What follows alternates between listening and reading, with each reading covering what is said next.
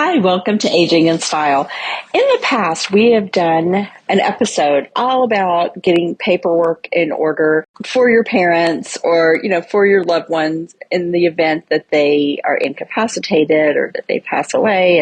And there's been a lot of great information that we have shared. And one of the podcasts we did was a lady, Lynn Von Velas, who's a friend of mine. She shared these binders that she had put together with all of the information and, birth certificates, marriage certificates, a lot of great information that I had never even really thought to have. One of the things that she had mentioned was how important it was to have her dad's cell phone. Because with your cell phone, if you don't have passwords and you're needing to change passwords for things, you always get that text, right? When you change a password, the text goes to the phone with the code or whatever.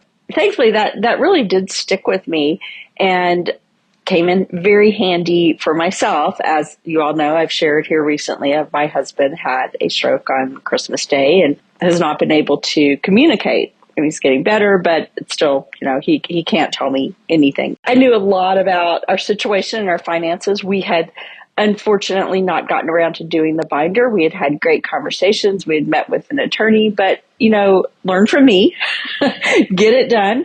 I preach about this and learning all about it on the podcast, and we had the best of intentions and we're on our way to getting things done. Luckily I do know about the finances and stuff, but there were some things that I didn't know. And for him, like all of your medical information they have these portals and things, and we have this Medicare plan. And he had set it up, and I just assumed we both had access to it, but I couldn't get into it. And so I needed to go and change the information, and I had to use his phone. Well, of course, I'm using his phone trying to do this, and this is actually kind of a funny story. It's, it gets funnier the more time passes, but it is kind of funny. He was in bed. He was the first hospital we were at, and he really pretty much out of it. And so with his phone, I'm trying to access this portal for our Medicare plan so I can get the information, and it needs Face ID. So I'm holding the phone over his face, trying to get it to open up. And each time I would hold it up there with his good hand, he's grabbing it and looking at me like, what on earth are you doing? And I'm just like, just go with it. Just go with it. Everything is fine. But it took me 4 tries. I finally get it to open up, and, I'm like, yes. And got in, was able to change everything in there so that all the information would come to me so I could manage everything within this portal. So anyhow, just thinking about this, I feel like it's a really great time to go ahead and replay the podcast that we did in the interview with Lynn Von Velas. And we put some good information together where we listed out things that she mentioned that you should have ready and available in a binder. And it's brilliant, and it's time consuming to put it together. But let me just tell y'all from my experience, do it. We had started putting some of the stuff together. I wish we had everything together. It would have made my life a lot easier trying to figure things out. But, don't waste time. Go ahead and start putting this information together for you and your loved ones, because you know what, guys, people say it all the time. And I know it seems so cliche. Life can change in an instant, but seriously, my life, my husband, my children, our lives changed in front of our eyes in an instant. Truly, we all, and talking about it with my kids, all 3 of us were just like, it was like Christmas, we're getting ready to eat dinner, Mark has his stroke, and all 3 of us, it was like life just changed. We just felt it, it was like Christmas is over, we're done. So it's so true. Life can change in an instant, and really it is so important to be prepared for these types of things. So this is just kind of my introduction to that episode, but we're going to replay it, the interview with Lynn Von Velas, and I hope that you have a lot of good takeaways from it. Welcome to Aging in Style, the podcast dedicated to celebrating aging and what it takes to do it well. I'm Lori Williams. I'm a certified senior advisor and senior housing expert. In each episode, you'll learn stories of older adults who are thriving in their 70s, 80s, 90s, and in some cases in their hundreds. Whether you're an older adult or the child of an older adult, this podcast is filled with insightful resources, organizations that are doing incredible work, and stories that will inspire you to volunteer, learn, and who knows, maybe even skydive in your golden years. We are going to cover a topic that I think comes up a lot of times for me when I'm talking to adult children. And a lot of people have no idea about their parents' information, like their wills, their social security income, their DNRs, all their financial papers. And so a lot of times when I talk to them, a crisis has happened and maybe, mom has had a stroke and they have no idea what they're dealing with, how much money she has, if she, maybe has veterans benefits, what her Medicare is it an Advantage plan, is it original, what they're dealing with. And so a friend of mine, Lynn Von Villas, she has gone through this with both her parents together, moving them into independent living, and then her dad passing away, and then her mother having dementia and having to move her into a different type of community. With that, she put together some binders, and we were talking about this, and it's just so organized and really inspired me that, I'm going to do this myself for my husband and myself, and then also make sure I know what my mother and her husband's wishes are. So with that, I want to introduce Lynn to you, and then we're going to go over her binders, what should be in there, why it should be in there. And I really think this is a very valuable podcast with a lot of good information for you guys. And we will have the information written out so that you can see everything that needs to be included in binders that you make.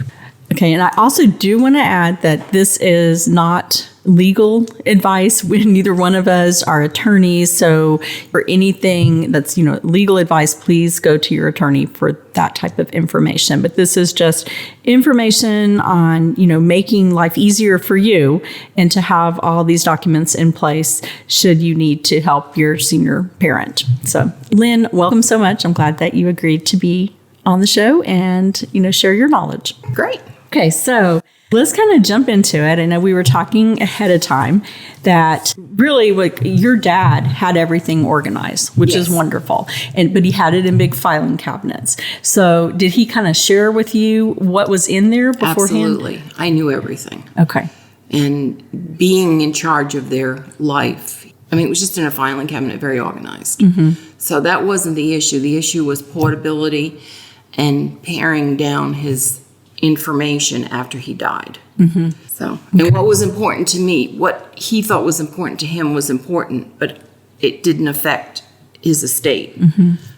So everything you went through with closing his estate after he passed and making sure his, funeral arrangements and everything. So you came up with the idea, you needed a binder because, a lot of times you're at work and you would get a call about the estate and you needed to have the information right there with you.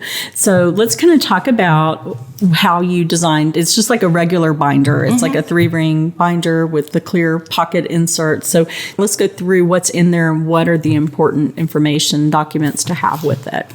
Well, one of the things I keep in here is a copy of the will, not the original will, because obviously when I was settling things, everybody needed the will. Any information, death certificates, his marriage certificate, which was something I had to sort of dig for and identify.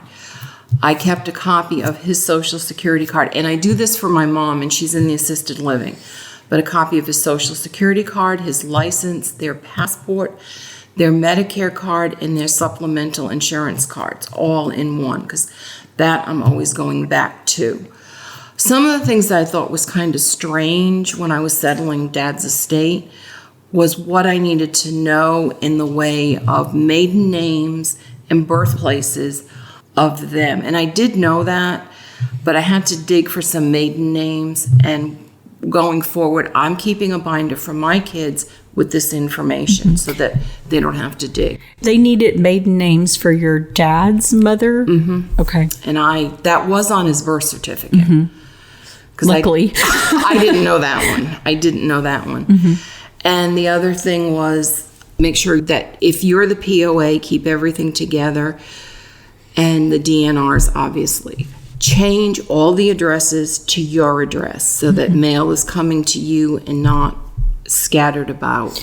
And you do that, like when they go into senior living, you did that? Yes. Okay. No, they were in senior living.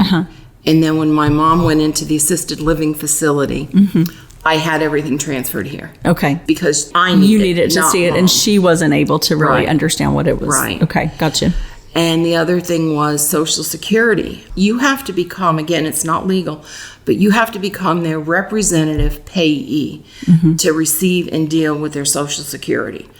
I ended up getting a note from the doctor to make this happen because my mom just couldn't understand what was going on. And doctor wrote a letter. I went up to Social Security and became her legal payee. And you needed that, even though she's still alive, but for like to do her taxes, right? Or if I have any questions with her Social Security, I can deal 100% with Social Security, not her. And with COVID, like normally you could have taken her with you to the Social Security office. Could have. She's not in that. No. But trying to do it, they were trying to have her on the phone to do it with you. And you said that she didn't process that. Yeah. So she just kept saying, she's my daughter. Well, I mean, I could have had a stranger on saying she's my daughter. Sure. So I ended up getting a note from the doctor to say that she was not financially responsible. It was easy. I went up to Social Security and did it. Bank accounts, make sure you're a signer on all their bank accounts. Credit cards, I canceled them all. I just have a debit card. Stocks and bonds, make sure that you have your name on their stocks and bonds, or accessibility to them, or have them in an electronic form, not paper form. Well, and you mentioned earlier your dad. Your dad had GE stock, right, in paper form. Yep. And I didn't know it. I didn't know what they were. Yeah. And I was just lugging them around, and I went to see a financial advisor and said, do you know what you have here? I said, no. And I thought Rhett would have a little meltdown. And it was like several $100,000. Yeah, it was. And if they had been lost, that was it. Right. There was no way to claim that. Correct. Oh. So that's old time now. My dad died, he was 92, so this is very old. Know about their retirement and pensions account. Dad, again, old time, had a pension account from GE, so I had to get into that and make sure that was taken care of. And the other thing, previous year or two of tax returns, I've had to dig those up. I don't remember why, but I had to have those, and he did have them. The other thing that was valuable, and it's in my binder, is know their household accounts: cable, electric, gas, cell phones, and all their passwords. I did have, which was extremely valuable, my dad's cell phone. And when they verify his account, they thought they were sending it to him. It would come on his cell phone, and I would be here and I could log in. So you could change passwords if you didn't know. Right. So that was really good. So I had his cell phone, and I did not turn it off. I kept it. Thank God. Yeah. Insurance policies. What kind of insurance policies? And are they up to date? Do you need them? I ended up canceling them. She is in an assisted living. Life insurance policies, who's got them, where they are, who's the payee, the beneficiary, and all that. Long-term care policies. They both had one. His, obviously, we never used. Mom is in assisted living, and we are collecting on it. But I had to make sure we had that and continue paying on it. And that's a valid point right there, because a lot of families I speak with, they don't even know if there's a long-term care policy. And if their parent is able to communicate, they can find out that way. But most of the time, there's a lot of digging involved. Like, how does it pay out? There's a lot of details that you need. So that was good. So you have the actual long-term care policy? Yes. Okay. And it's in the binder. So that, again, it's easily accessible. And medical information, I knew 90% of this, but who are their doctors and why do they go? There's all kinds of, when you get older, doctors that they see, and you need to know that. The list of medications. I didn't have a clue what my dad was on, but he did die, so I didn't need to know that. But he was in the hospital on his deathbed, and I took all my mother's medications in and said to him, "What's this for?" Because I didn't know what they were, and he did. Wow. So I'm putting this in front of him saying, why does she take this? Knowing what was going to happen in a few days. And he was very lucid. But yeah. Was he taking care of your mom at that point? Okay, so he knew what yeah. So I was left with a mess. Yeah. And medical records that you might need. There's all kinds of things out there when he passed. What did I need for medical records? Her medical records, all of the above. So medical information is really important, and especially the meds, because as they get older, they take stuff that they really don't realize why they're taking it, because they keep saying, take this, take this, take this. Because they go to different doctors. And they're very compliant at that age. Yeah. It's like, okay, well, Dr. So-and-so told me to take this. Why? Just because I feel, no. Anyways, funeral arrangements. My parents did have prepaid funeral arrangements. I knew exactly where they were, where they are, and how to deal with that. But do you have the information where the prepaid is? And if they don't have it, highly recommend it. When Dad died, I literally walked into Flower Mound Funeral Home, just said hello. They basically took care of it, and I didn't have to do anything.